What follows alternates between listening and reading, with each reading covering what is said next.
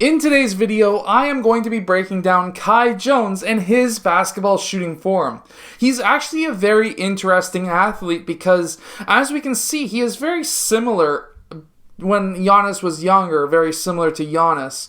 And it's quite interesting because of his athleticism. However, the one thing that does set him apart from Giannis is his ability to shoot the ball.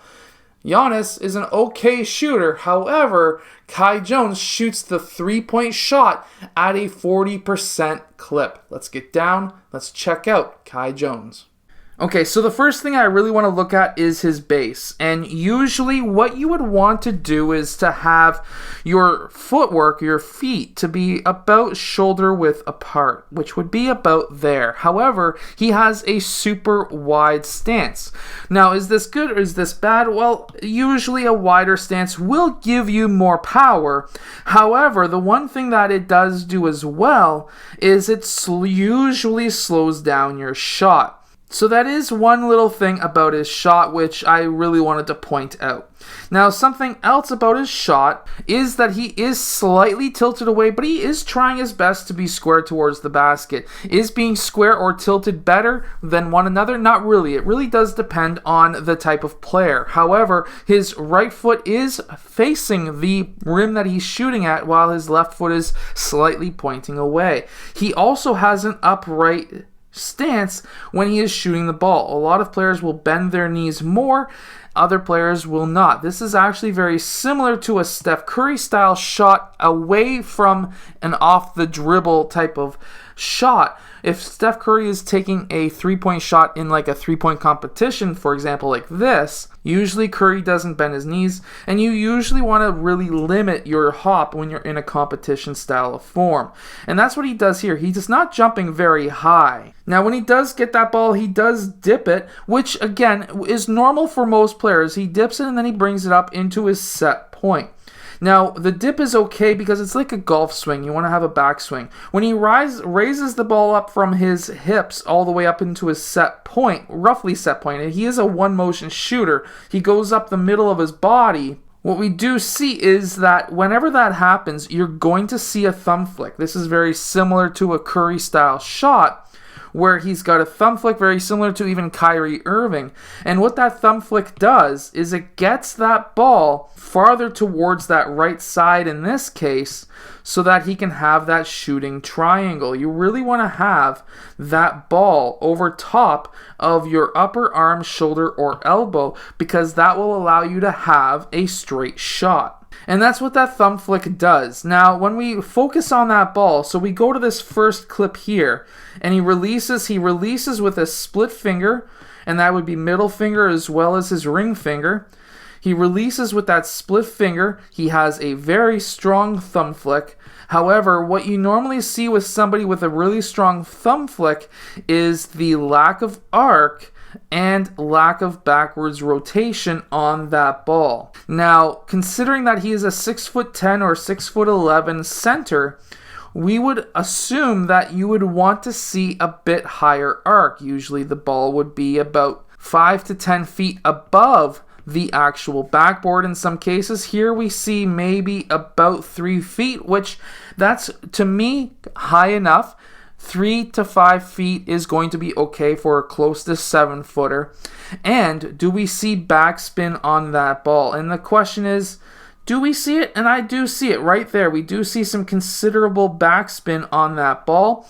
Now, we don't see the ball specifically, but generally 2.5 rotations, you should be able to have enough spin. And as we can see here, there is a good considerable amount of spin. He also hits that shot as well. When he's ready for that shot, as soon as he catches it, he does look at the rim. I know this is only a practice shot. This is really an important shot for him because this was the draft combine. And we do see that he has a nice soft release as well, which will then show us that he's very similar shot-wise to Steph Curry, because Steph Curry will have that soft release, which does give him more arc.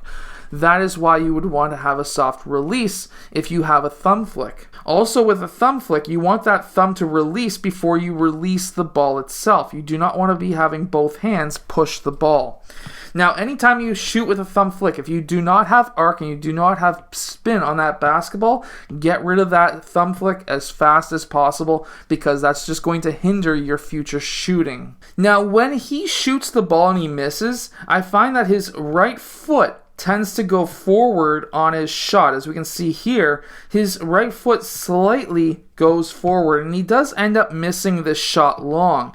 Now, when we start moving back and we go back to the shots that he makes, like this first shot, what do we see? Well, after we see him land, he doesn't kick that foot out as far as he was when he was missing that shot. So if I was his shooting coach, I would be yelling at him at this point, stop kicking that foot forward, go straight up and down, because that's going to help him succeed. That one went in as well. I remember watching the combine. And see that?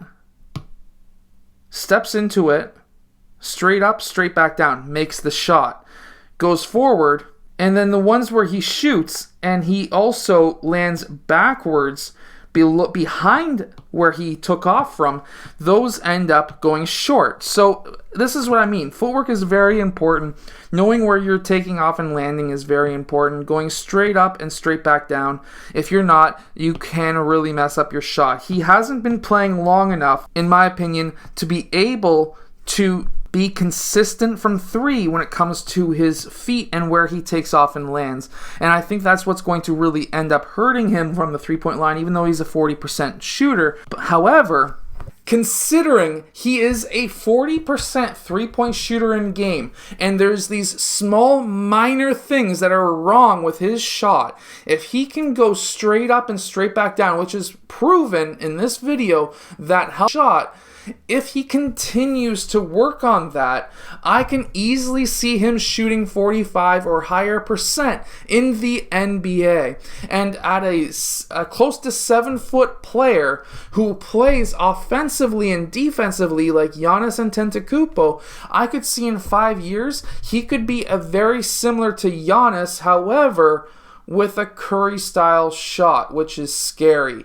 That's almost like Victor Wembanyama in a way, very similar to Chet Holmgren in a way, because they're 7-footers who could shoot. However, he has the power. He has the strength that those two other younger players don't have yet. So if those two younger players don't develop like he did, then we could be seeing obviously a big swing to 7-foot shooters, but at the same time, somebody very powerful. He could literally be the face of the NBA in about 10 to 12 years. So something to really keep an eye on anyways. I hope that this video has helped you become a better three-point shooter. If it has, hit that like button and subscribe, and I'll see you guys again next time. All the equipment I use is down in the description below.